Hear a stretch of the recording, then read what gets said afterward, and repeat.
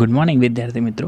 આજે આપણે ભણીશું unit number 6 dating technology. મિત્રો, સમય નિર્ધારણની પ્રક્રિયા ગુને શોધકો માટે એક અલગ વિષય છે. મિત્રો, ડેટિંગ ટેકનોલોજી એટલે કે સમય નિર્ધારણ કઈ રીતે થાય છે. કોઈપણ પુરાતત્વ વિભાગના જે લોકો હોય એ કોઈપણ વસ્તુને કયા સદીમાં થઈ ગઈ, કયા સમયે થઈ તે શોધવા માટેની જો કોઈ પ્રક્રિયા હોય તો ડેટિંગ ટેકનોલોજી છે. જોઈ શકો તમે, dating object artifact is an interesting area of investigation. બરાબર, વસ્તુઓ કે હાથ કારીગરીની બનાવટોમાં સર્જનનું સમય નિર્ધારણ કરવું એ ગુના શોધકનો એક સૌથી રસપ્રદ વિષય છે. મિત્રો, મતલબ આ ડેટિંગ ટેકનોલોજી એટલે આપણે કયા સમયે કઈ વસ્તુ થઈ ગઈ, જેમ કે ડાયનોસરનું અસ્તિત્વ નથી આ દુનિયામાં, આવા ઘણા બધા પ્રાણીઓ લુપ્ત થઈ ગયા, તો એ કઈ સદીમાં થઈ ગયા, કેમ થઈ ગયા, એવું આપણને ક્યારે ખબર પડે. બરાબર, ઘણી વખત કોઈ વ્યક્તિનું મૃત્યુ થઈ જાય તો એનું મૃત્યુ કેટલા દિવસ પહેલાં થયું છે. બરાબર, ઘણી વખત આપણને અવશેષ મળે તો એ આપણે જાણી શકીએ કે એ કયા વર્ષો પહેલાંનું છે. જો આપણને અહીંયા મસ્ત મજાનું પિક્ચર બી આપેલું છે. Investigator need to be date object to understand what happen around them and when it happen. કે જ્યારે આ લોકો શોધતા હોય ત્યારે જોઈ છે કે આ સમયે શું બન્યું હતું, આસપાસ શું બન્યું અને તે ક્યારે બન્યું, તે સમજવા માટે ગુના શોધકોને વસ્તુઓના સમય નિર્ધારણની જરૂર પડે. કેમ કે શું હોય મિત્રો ખબર, અત્યારે જે યુગ ચાલે છે, યુગ અત્યારે છે. બરાબર, આજથી 10 વર્ષ પહેલાંની વાત કરીએ તો પૈસાનું અવમૂલ્યન નહોતું, આટલી બધી ગુનાખોરી નહીં હતી.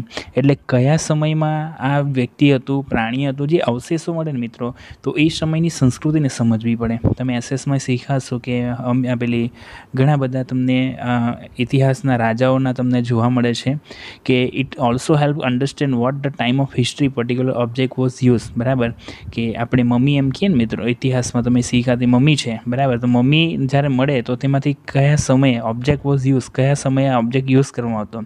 સચ investigation are taken up by scholar studying historical civilisation, rock, ancient culture or crime investigation etcetera true.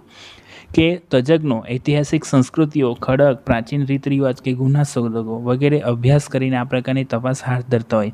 હવે કોઈના અવશેષ મળ્યા એવા મમ્મી મિત્રો, કે ઘણી વખત બોડીને પણ સાચવવામાં આવતી, તો એ સમયના લોકોનું જીવન કેવું છે. બરાબર, એ સમય કયા પ્રકારની પરિસ્થિતિ હતી, આજે પણ હિસ્ટોરિકલ પ્લેસ આપણે જોઈ શકીએ છીએ.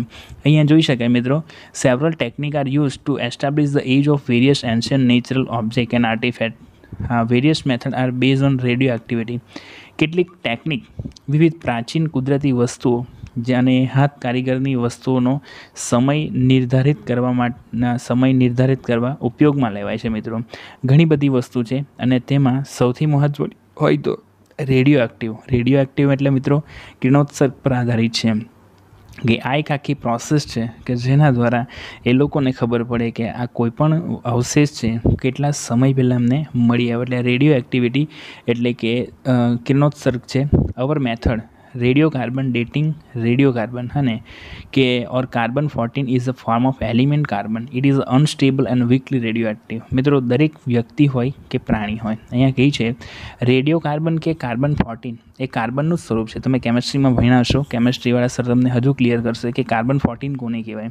તે અસ્થિર અને ઓછા પ્રમાણમાં કિરણોત્સર્જિત છે. બરાબર, કે અનસ્ટેબલ અને વીકલી છે. બરાબર, અસ્થિર અને ઓછા પ્રમાણમાં. બરાબર, કાર્બનના ઘણા સ્વરૂપ છે, જેમાં કાર્બન 14 છે મિત્રો એ સૌથી મુખ્યત્વે છે. અને કાર્બન 14 જે છે એનું જે પ્રમાણ છે મિત્રો, અને અસ્થિર અને ઓછા પ્રમાણમાં હોય છે. અને અનસ્ટેબલ એટલે કે સ્ટેબલ નથી મિત્રો, અનસ્ટેબલ છે અને વીક પણ છે. બરાબર, the stable form of the carbon 12 and carbon 13. Carbon 12 એમ કહેવાય ને મિત્રો, અને કાર્બન 13 તમે પિક્ચરમાં જોઈ શકો. Carbon 14 consistently take from their change in the upper atmosphere.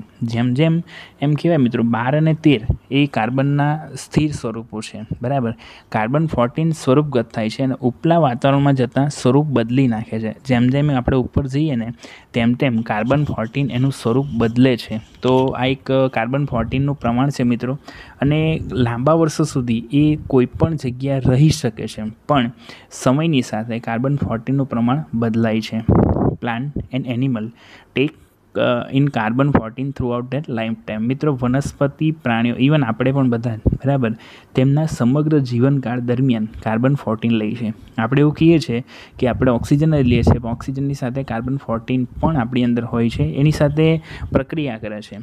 Van they die they stop exchanging carbon and their carbon 14 then start to decrease at the rate of determined by the law of radio active decay.